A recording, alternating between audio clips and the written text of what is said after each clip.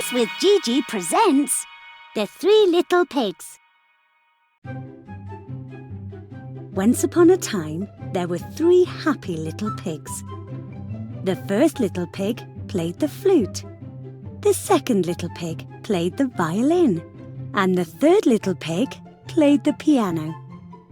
One day, their mother said, "Dearest sons, you are old enough and big enough to leave home and start your own life. Be wise and take good care of yourselves and of each other." So the three pigs left home and they each decided to build a house. The first little pig gathered some straw and built his house very quickly. "Now the wolf can't catch and eat me," he said happily, and went back to playing the flute and dancing. The second little pig made his house of sticks. "Great," he thought. "Now the wolf can't eat me either." His house didn't take very long to build either, and he soon joined his brother playing games and making music. They were playing and singing, and all the while the third little pig was still building his house of bricks. The other two little pigs laughed at him for working so hard, but he didn't mind. Instead, he said, "When the big bad wolf comes, you'll see what happens."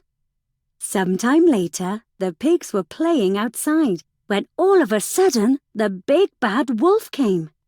Each pig went into his house to hide. little pig, let me come in," said the wolf to the first little pig. "Not by the hair on my chinny chin," said the first little pig bravely. "Then I'll huff, and I'll puff, and I'll blow your house down," the wolf said.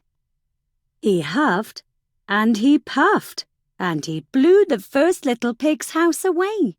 The pig squealed and ran to his brother's house, but the wolf huffed and puffed and blew away the stick house too.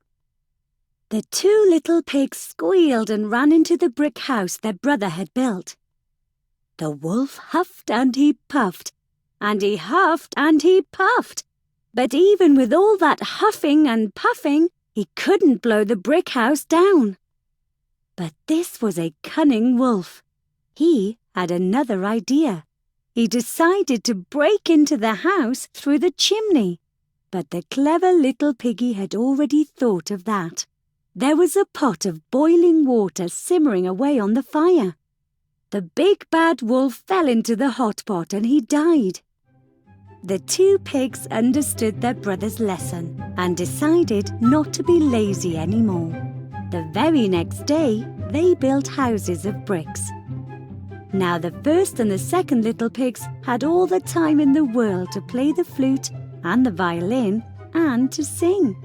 The third little pig accompanied them on the piano, and the three lived happily ever after, safe and sound in their little brick houses.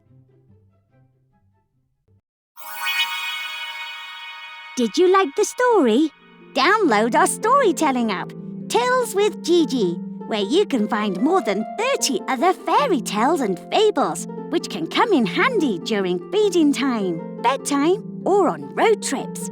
And don't forget to subscribe to our channel. We've got new tales coming out every Wednesday.